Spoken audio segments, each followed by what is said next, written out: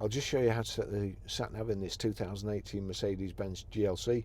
So from any screen here, we go over to Navi, click on Navi, and you see there along the bottom, traffic position, destination. We click on destination, address entry, free destination search, but we want address entry, so we navigate to that and then click, and we want postcode. Postcode's the easiest way, so that's on country, town and street. So just click back towards you onto postcode, select postcode, and using this rotary control, select the postcode you want. We're Grosvenor Garage, Chorley Road, Whatleydale, Preston, PR. Now it's defaulted to numbers 5, 4, gone back to letters, J,